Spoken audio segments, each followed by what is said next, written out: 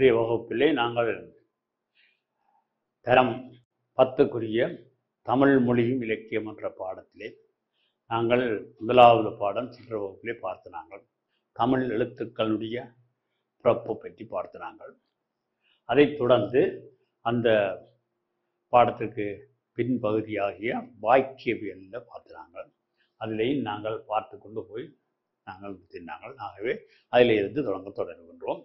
என்னென்னு சொன்னால், இந்த வாக்கிய அமைப்பு ரீதியாக அதனை 3 வகையாக பார்க்கலாம். அதாவது தனி வாக்கியம், கூட்டு வாக்கியம், கலப்பு வாக்கியம் என்று 3 வகையாக பார்க்கலாம். அதனை தான் நாங்கள் சென்ற வகுப்பில் பார்த்துனாங்க. ஆகவே இங்கே சில வாக்கியங்கள் தரப்பட்டிருக்கு. அதை நாங்கள் திரும்பவும் இருக்கா பார்த்தோம்னா உங்களுக்கு அது ஞாபகப்படுத்தக்கூடியதாக இருக்கும். இங்கே பாருங்க, கவிமணி தேசிய விநாயகம் பிள்ளை. கவிமணி தமிழிசை தனியாத பற்றுடையவர். கவிமணி தேசிய விநாயகம் பிள்ளை பற்றி தான் சொல்லப்படுது. கவிமணி தமிழிசையில் தனியாத பற்றுடையவர். தமிழ் இசையில தனியாத பற்றுடையவர். ஒரு வாக்கியம். கவிமணியின் பாடல்கள் எளிமையும் இனிமையும் நிறைந்தவை. கவிமணியினுடைய பாடல்கள் எளிமையும் இனிமையும் நிறைந்தவை. இயேசுபிரான் குழந்தைகளை போன்றவரே இறைவன் அடிக்க தகுதியுடையவர்கள் என்று கூறுகின்றார். இயேசுபிரான் சொல்றார் எப்படி என்றால், குழந்தைகள் போன்றவர்களே இறைவன் அடிக்க தகுதியுடையவர்கள் என்று கூறுகிறார். பாரதிதாசன் பாட்டுக்கள் விழுமிய கற்பனையும் உண்டு, வேகமான உணர்ச்சியும் உண்டு, பழந்தமிழ் மரபும் உண்டு, புத்துலக சிந்தனையும் உண்டு. இப்படிக்கான விஷயங்கள் இருக்கு. பாரதிதாசன் 1000 பெண்கள் நீரில் ஆர்ப்பாட்டம் செய்வது போலும் பூக்கள் என அழகுற குறிப்பிடுகிறார்.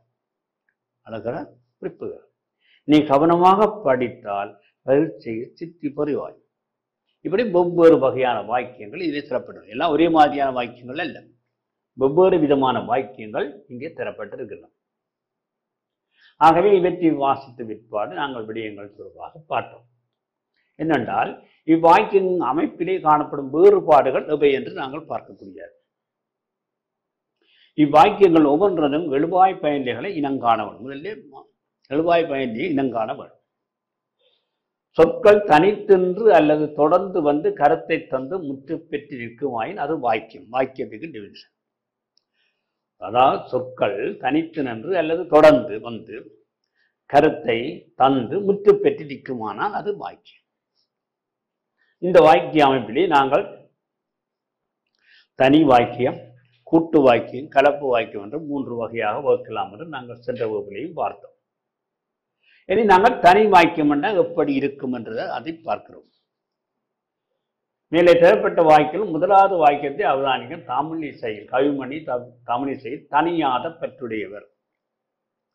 இந்த வாக்கியம் ஒரு தனியான ஒரு நிகழ்ச்சியை மட்டும் சொல்லுது. இவ்வாக்கியத்தின் எழுவாய் கவிமணி, இவ்வாக்கியத்தின் பயனை பற்றுடையவர். பற்றுடையவர் யார்? கவிமணி. அப்போ எழுவாயும் பயனையும் தெரியுது. மேலே உள்ள வாக்கியத்தில் ஒரு எழுவாயும் அதனுடைய செயலையும் குறித்து அங்கே முற்று பெற்றிருக்கிறது. இவ்வாறு ஒரு எழுவாயும் பயனையும் கொண்டதாக அமையும் வாக்கியங்கள் தனி வாக்கியங்கள். தனி வாக்கியம் மட்டும் உங்களுக்கு வந்துட்டு சில உதாரணங்களை பாருங்க. மாலன் ஓவியம் வரைந்தான், இதுவும் தனி வாக்கியம்தான். விபுலானந்தர் யாழ் நூலை இயற்றினார், இதுவும் தனி வாக்கியம்தான். அகலியை மீண்டும் கல்லானால், இதுவும் தனி வாக்கியம். அப்ப இப்ப இதுவரை நாங்கள் தனி வாக்கியத்தை பற்றி என்ன மாதிரி என்று பார்த்தோம். கூட்டு வாக்கியத்தை பார்க்கணும். கூட்டு வாக்கியம் என்றால் தரப்பட்ட வாக்கியங்களை அவதானித்து பார்த்தால் கவிமணியும் பாடல்கள் எளிமையும் இனிமையும் நிறைந்தவை. இங்கே 2 வெவ்வேறு நிகழ்வுகள் சொல்லப்படுகிறது. கவிமணியினுடைய பாடல்கள் இனிமையும் நிறைந்தவை, அதே நேரத்தில் எளிமையும் நிறைந்தவை. அப்ப என்னென்றால் அப்ப 2 விஷயம் அங்க வருது. அதே மாதிரி அடுத்த பாடத்தை பாருங்கள். அடுத்த வாக்கியத்தை, மேகம் கருக்கிறது, மின்னல் மின்னுது, சாரல் அடிக்குது, மழை வர போகுது. மேகம் கருக்குது, மின்னல் மின்னுது, சாரல் அடைக்குது, மழை வர போகுது. முதலாம் வாக்கியத்திலே கவிமணியும் பாடல்கள் எளிமை நிறைந்தவை என்றும், மற்ற இன்னொரு கருத்து கவிமணியும் பாடல்கள் இனிமை நிறைந்தவை. இந்த 2 சமநிலை தொடர்கள் இணைந்து ஒரு வாக்கியமாக வந்திருக்கு. ஆகவே இந்த வாக்கியத்தை நாங்கள் கூட்டு ஒன்றுக்கு மேற்பட்ட சமநிலை தொடர்கள் வந்து அமையுமா இருந்தால் அதை கூட்டு வாக்கியம் என்று சொல்லப்படும். ஒரு தொடர் மற்றொரு தொடர் சார்ந்து இருக்காது. தனித்தனி நிகழ்வுகளை கூறும் தொடர்களே சமநிலை தொடர்கள். இவற்றுக்கிடையே வினைகள் சமநிலையாக மேகம் கருப்பதனால் மழை பெறப்போகுது. மேகம் கருக்குது, கட்டாயம் மழை பெறப்போகுது. மின்னல் மின்னுவதனால் மழை பெறப்போகுது. சாரல் அடிப்பதனால் மழை பெறப்போகுது. எல்லாம் மழை பெறப்போகுது. அப்ப இவை எல்லாத்தையும் ஒன்று சேர்த்து ஒரு வாக்கியமாக கூட்டு வாக்கியமாக எழுதுகிறார். இவை யாவும் சமநிலை தொடர்கள். சமநிலை தொடர்களால் இணைக்கப்படும் வாக்கியங்கள் கூட்டு வாக்கியம். சமநிலை தொடர்களாலே இணைக்கப்படுகிற வாக்கியங்கள் எல்லாம் கூட்டு வாக்கியம். இங்க பாருங்க சில உதாரணம். ராவணனும் மண்டோதரியும் சிறந்த சிவபக்தர்கள். ரெண்டு விஷயம் சொல்லப்படுது. ராவணனும் சிறந்த சிவபக்தர், மண்டோதரியும் சிறந்த சிவபக்தை. ரெண்டு பேரையும் சேர்த்து ஒன்றா சொல்வது. ராவணன் சிவபக்தன், மண்டோதரி சிவபக்தை. ரெண்டு நிகழ்ச்சி வருது. யூதாஸ் இயேசுவின் கூடவே இருந்தாராயும் அவரை காட்டி கொடுத்தான். கூடவே இருந்தவன் அதனை காட்டியும் கொடுத்தவன். முகமது நபியின் வார்த்தைகள் உத்தமமானவை, சத்தியம் மிக்கவை, மோட்சத்தை அளிப்பவை. இங்கே இந்த கூட்டு வாக்கியத்திலே இந்த வாக்கியங்களை இணைக்கிற போது அல்லது ஆனால், ஆகவே என்ற இணைப்பிழை சொற்களை பயன்படுத்துகின்றோம். இந்த இணைப்பிழை சொற்களை நாங்கள் சொற்களின் வினையெச்சங்களுக்கு பயன்படுத்தப்படுவதா? இப்படித்தான். இப்ப பாருங்க, என்றது என்ன மாதிரி பயன்படுத்தப்படுகிறது? ராமன் வணங்கினான், சீதை வணங்கினான். அப்ப என்ன சொல்றோம்? ராமனும் சீதையும் வணங்கினார்கள். ராமனும் சீதையும் வணங்கினார்கள். அல்லது நான் பாடுவேன், நான் பேசுவேன். நான் பாடுவேன் அல்லது பேசுவேன். ராமன் மன்னிப்பானாம், ராமன் மன்னிக்க மாட்டானாம். அவன் மன்னிப்பானாம், மன்னிக்க மாட்டான். ரெண்டு விஷயம் அங்க. ஆனால் ராதா கருப்பு நிறம் கொண்டவள், ராதா அழகானவள். ராதா கருப்பு நிறமானவள், ஆனால் அழகானவள். கருப்பு நிறம் தான், ஆனால் அழகானவள். ஆகவே வால்லை சீரிட்டு காணப்படுகிறது. மீனவர்கள் கடலுக்கு செல்ல மாட்டார்கள். அப்ப ரெண்டையும் சேர்த்தால் வால்லை சீரிட்டு காணப்படுகிறது. ஆகவே மீனவர்கள் கடலுக்கு செல்ல மாட்டார்கள். ஆகவே செய்து என்ற எச்சத்தையும் வச்சு அங்கே கூட்டு வாக்கியம் அமைகிறது. பாரு, ராமன் காட்டுக்கு சென்றான், ராமன் மானை பிடித்தான். ரெண்டு வாக்கியம். ராமன் காட்டுக்கு சென்று மானை பிடித்தான். சென்று என்ற அந்த எச்சம் இருக்கு. செய்ய என்ற எச்சம். மதனி பாடினான், மேகலா ஆடினான். செய்ய என்ற எச்சம் எப்படி வருகின்றால் வதனி பாட மேகலா ஆடினான். வதனி பாட மேகலா ஆடினான். இனி அடுத்ததாக கலப்பு வாக்கியத்துக்கு போகிறோம். மேலே தரப்பட்ட வாக்கியங்களை அவதானித்து பாருங்கள். பாரதிதாசன் 1000 பெண்கள் நீரில் ஆர்ப்பாட்டம் செய்வது போல் பூக்கள் என அழகர குறிப்பிடுகிறார். நீரிலே ஆர்ப்பாட்டம் செய்கிற பெண்கள், 1000 பெண்கள் நீரில் ஆர்ப்பாட்டம் செய்வது போல இந்த பூக்கள் இருக்கு. நீ கவனமாக படித்தால் பரீட்சையை சித்தி வருவார். இங்கே பாருங்கள், இன்னும் ஒன்று சொல்லுவார். இயேசுபிரான் குழந்தைகள் போன்றவர்களே இறைவனடிக்கு தகுதியுடையவர்கள் என்று அறுதியிட்டு கூறினார். இங்கே குழந்தைகள் போன்றவர்களே இறைவனுக்கு தகுதியுடையவர்கள், இது சார்பு தொடர். இயேசுபிரான் அறுதியிட்டு கூறுகின்றார், இது தலைமை தொடர். தலைமை தொடரோடு ஒன்றுக்கு மேற்பட்ட சார்பு தொடர் கலந்து வருமாயிருந்தா அது கலப்பு வாக்கியம் என்று சொல்றோம். பாரதிதாசன் அழகாக குறிப்பிடுகிறார் தலைமை தொடர். 1000 பெண்கள் நீரில் ஆர்ப்பாட்டம் செய்வது போல பூக்கள். இது சார்புப்படும். நீ பரீட்சையை சித்தி வருவாய் தலைமைத்தோடு. நீ கவனமாக படித்தால் பரீட்சையை சித்திரு. நீ கவனமாக படித்த சித்திரு. அப்ப இப்படியாக அமைவதெல்லாம் கலப்பு வாக்கியம் என்ற வகையிலே அடக்கின்றது. அப்ப நாங்கள் இதுவரையும் தனி வாக்கியம், கூட்டு வாக்கியம், கலப்பு வாக்கியம் என்ற 3 வகையான வாக்கிய அமைப்புகள் பற்றி பார்த்திருக்கிறோம். இவ்வாறு ஒரு தலைமைத்துறையும் ஒன்றோ பலவோ சார்புத்தொகையும் கொண்டு அமையும் வாக்கியம் கலப்பு வாக்கியம் இறுதியாக பார்த்தோம். சுதந்திர இந்தியாவே எனது நோக்கம் என காந்தியடிகள் கூறினார். காந்தியடிகள் அங்கே அவர் கூறினார் என்றது தலைமை தொடர். இங்கே சுதந்திர இந்தியாவே எனது நோக்கம் என்றது சார்பு தொடர். வானிலை சீரில்லை என்ற அச்சங்காரணமாக மீனவர்கள் கடலுக்கு செல்லவில்லை. கடலுக்கு செல்லவில்லை தலைமை தொடர். வானிலை சீரில்லை என்ற அச்சங்காரணமாக. கலப்பு வாக்கியத்தின் அமைப்பு பாருங்கள். எச்ச வாக்கிய தொடர்களாலே நிரப்பு தொடர்களாலும் கலப்பு வாக்கியங்கள் ஆக்கப்படுகின்றன. எச்ச வாக்கிய தொடர்களால் நிரப்பு தொடர்களால். சுதந்திர இந்தியாவை எனது நோக்கம் என்று காந்தியடிகள் கூறினார். சுதந்திர இந்தியாவை எனது நோக்கம். இது சார்புத்தொடர், நிரப்புத்தொடர் என இடைச்சொல் என என்றது இடைச்சொல். சுதந்திர இந்தியாவே எனது நோக்கம். இங்கே என்று, என்பது, என்று என்ற இடைச்சொற்கள் நிரப்பு தொடர்கள் என்று சொல்றார். அதுதான் நிரப்பு தொடர். நீ கவனமாக படித்தால் நீ பரீட்சையை சித்தி அடைவாய். நீ பரீட்சையை சித்தி அடைவாய். நீ கவனமாக படித்தால் நீ பரீட்சையை சித்தி அடைவாய். நீ பரீட்சையை சித்தி அடைவாய் தலைமை தொடர். சித்தி அடைவாய் என்றது தலைமை தொடர். நீ கவனமாக படித்தால் என்றது எச்சத்தொடர். நீ கவனமாக படிக்க வேணும். படித்தால்தான் நீ சித்தி அடையக்கூடிய இருக்கும். அப்ப இங்க செய்ய, செய்து, செய்தால் போன்ற எச்சத் தொடர்களோடு பேரிச்சத் தொடர்களாலும் கலப்பு வாக்கியம் ஆக்கப்படும். கலப்பு வாக்கியம் எச்சத் தொடர்களாலையும் பேரிச்சத் தொடர்களாலும் ஆக்கப்படும் என்ற அந்த விடயத்தை நாங்கள் இதிலிருந்து பார்த்தோம். இது பிறகு நாங்கள் இங்கே பயிற்சிகள் தரப்பட்டிருக்குது. இந்த பயிற்சிகளை நீங்கள் வீட்டில் செய்து பார்க்கலாம். தனி வாக்கியங்களுக்கு 5 உதாரணம் இருந்துச்சு. நீங்க 5 உதாரணங்களை வீட்டில் செய்து பாருங்க. குகனன் ராமனும் படகில் ஏறினர். இவ்வாக்கியத்தில் காணப்படும் சமநிலை வாக்கியங்கள் என. குகனும் ஏறினான், ராமனும் சமநிலை வாக்கியம். ரவீந்திரநாத் தாகூர் இயற்றிய தேசியத்தை இந்தியர்கள் பாடினார்கள்.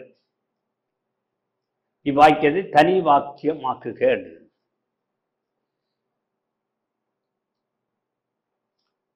ரவீந்திரநாத் தாகூர் இயற்றிய தேசியத்தை இந்தியர்கள் பாடினார்கள். இந்தியர்கள் பாடினார்னா தலைமைத்துறை. ஆக இங்கே ரவீந்திரநாத் தாகூர் இயற்றிய தேசியத்தை என்று வருகிறது. அப்ப இவற்றை வச்சு இது கலப்பு வாக்கியமா அல்லது கூட்டு வாக்கியமாண்டெல்லாம் நாங்கள் யோசிச்சு பார்க்கலாம்.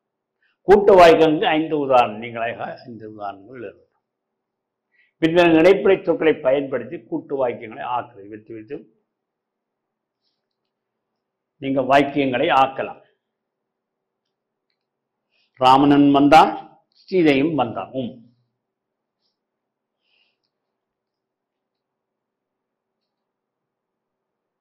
இப்படியே அந்த அல்லது, ஆனால், ஆகவே என்ற வாக்கியங்கள் இந்த இணைப்புரை சொற்களை இடையிலே வைத்து இந்த வாக்கியங்களை இணைத்து பார்க்கலாம். கூட்டு வாக்கியங்களை ஆக்குவதிலே செய்தி எச்சமும் செய்ய எச்சமும் பயன்படுத்தப்படும் விதத்துக்கு ஒவ்வொரு உதாரணம் தெரியும். செய்து, செய்ய, அப்படி நாங்கள் வாக்கியங்களை ஆக்க முடியும். இவ்விரு தனி வாக்கியங்களையும் கூட்டு வாக்கியம் ஆக்க சொல்லியிருக்கு. இங்க பாருங்க. குயில் கலப்பு நிற பறவை, குயில் இனிமையாக பாடும் பறவை. குயில் கருப்பு நிறமாக இருந்தாலும் அது இனிமையாக பாடும் பறவை. குயில் கருப்பு நிறமாக இருந்தாலும் இனிமையாக பாடும் பறவை என்று சொல்லலாம். ஒரே வாக்கியமாக்கம். கலப்பு வாக்கியத்துக்கு 2 உதாரணம் சொல்லிருக்கு. அதாவது தலைமைத்துவம் சார்புத்துவம் சேர்த்து வருவதுதான் கலப்பு வாக்கியம். நிரப்பு தொடர், எச்ச தொடர்கள் எல்லாம் சொல்லும்.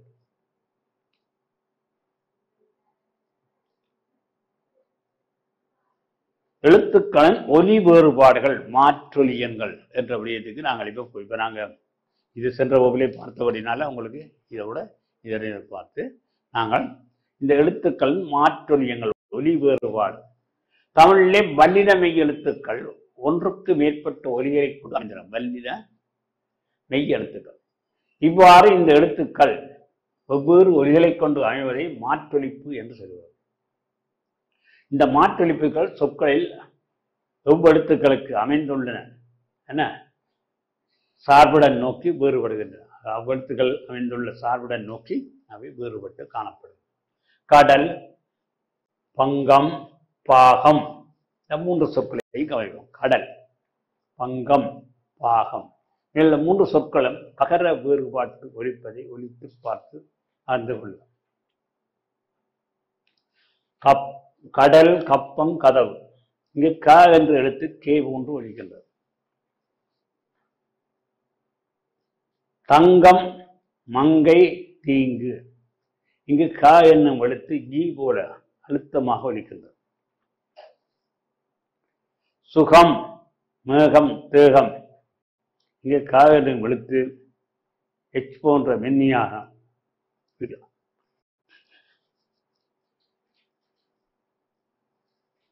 மேலும் ச, ட, த, ப, ர போன்ற எழுத்துக்களின் இவ்வாறு மாற்றொலிப்புகளை உடையது. மாற்றொலிப்புகள் என்றது இவைத்தான் சொல்றோம். ச என்ன மாதிரி என்றால் பசை என்பது பச்சை. இங்கு பசை என்ற சொல்லிலே சையொலி சையொலி சொல்லி போலவும், பச்சை என்னும் சொல்லிலே எச் ஒலி போலவும் மற்றொலிப்பு கொண்டு ஒலிக்கின்றன. பச்சை என்று சொல்லியக்க வேறு விதமாகவும், பசை என்று சொல்லியக்க ஒரு விதமாகவும் ஒலிக்குது. அறம், அற்றம் இங்குள்ள ர 2 இட சொற்களுக்கும் வேறுபட்டு ஒலிக்கின்றது. இவை போலவே லானா, கானா, பானா என்னும் வல்லின எழுத்துக்களும் மாற்றொலி பெற்று ஒலிப்பதை ஒலித்து பார்த்து கலந்துரையாடுக. இதை நீங்கள் வீடுகளில் செய்து பார்க்கலாம். அடுத்தது மொழி வளம். இனி நாங்கள் மொழி வளத்துக்கு போகின்றோம். மாணாக்கர் மொழித்திறனை பெற்றுக் கொள்வதற்கு சொல் வளத்தை பெருக்கிக் கொள்ள வேண்டும். மொழித்திறனை சொல்லித்தான் படிக்கவும். சொல் வளத்தை பெருக்கினால்தான் ஆக்கத்திறனை பெறுவர். சொல் விளக்கத்தை பெருக்கினால்தான் ஆக்கத்திறனும் உங்களுக்குள்ளே உருவாகும். சொல்வளத்தினால் ஒத்த கருத்து சொற்கள், எதிர்கருத்து சொற்கள், எதிர்பார்ச் சொற்கள், ஒரு சொல் பல சொல், ஒரு பொருள் பல சொல் என்றெல்லாம் பல இருக்கின்றன. இவையெல்லாம் முக்கியமான இங்கு மொழி வளத்தை பெருக்குவதற்காக தரப்பட்ட சொற்களை பிழை என்று கற்று ஆக்கத்திறன் பெறுங்கள்.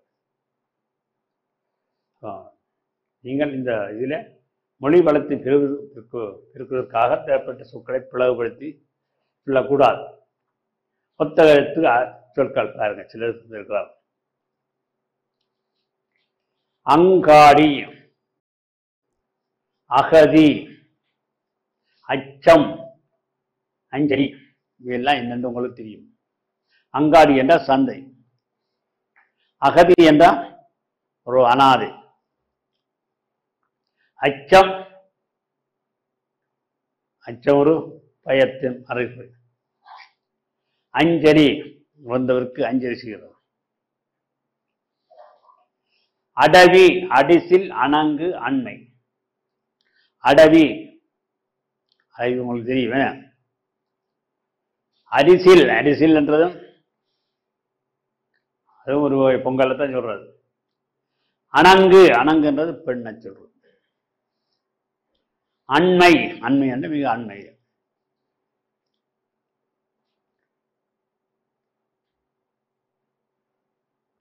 அதரம், அந்தம், அந்தம் ஆதியும் அந்தமில்லா அரும்பெருஞ்சோதியை நாம் பாட கேட்டோம். அந்தம்.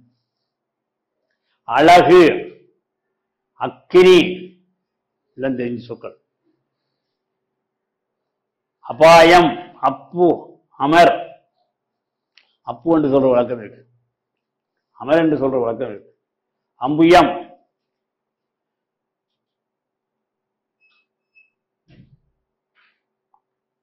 இங்க ஒவ்வொன்றுக்கும் ஒவ்வொரு கருத்துக்களும் போடப்பட்டிருக்கு, நீங்க பார்க்கலாம். அழகு எழில், அபாயம் ஆபத்து, அமர் போர், அம்புஜம் தாமரை,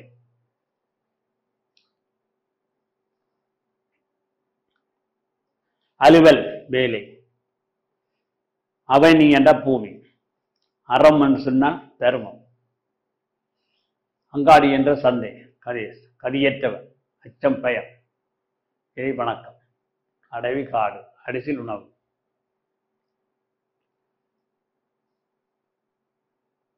இன்னும் இருக்கின்றது அறிவாளி அறிஞன், அன்னம் சோறு, ஆசை விருப்பம், ஆவி உயிர், இடுக்கண் துன்பம், இறை உணவு, பிறப்பு மரணம், இறுதி முடிவு, ஈகை கொடை, அமைதி அடக்கம். இப்படியான சொற்களை நாங்கள் எதிர்பார்க்கிறோம். அமைதி அடக்கம் இவைகள்லாம் இப்படி இந்த சொற்கள். அடுத்து எதிர்கருத்து சொற்கள். அடிமுடி, அடிமுடி தெரியுங்கள், அடிமுடி. அண்மை செய்வி, அந்தம் ஆதி, அமைதி குழப்பம், பௌர்ணமி அமாவாசை, அன்பு, அறம் மரம், அன்பு பண்பு, ஆக்கம் கேடு, ஆக்கல் அழித்தல், ஆசை இராசை, ஆத்திகன் நாத்திகன், ஆதரவு அனாதரவு, ஆரம்பம் முடிவு.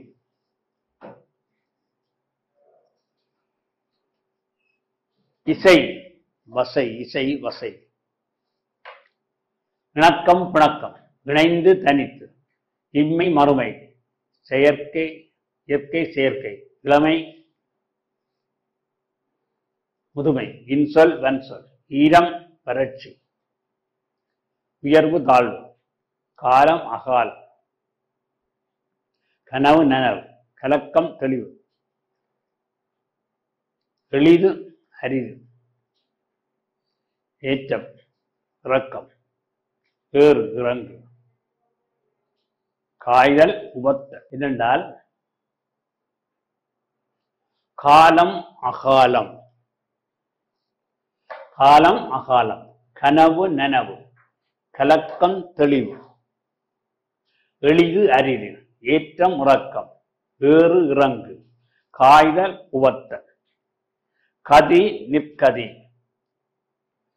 குறை நிறை, சாவு வாழ்வு, புராதனம் நவீனம், நம்பிக்கை அவநம்பிக்கை, நிறைவு குறைவு, நீதி அநீதி, சூடு குளிர். இப்படி எதிர்கருத்து சொற்கள் இருக்கின்றன.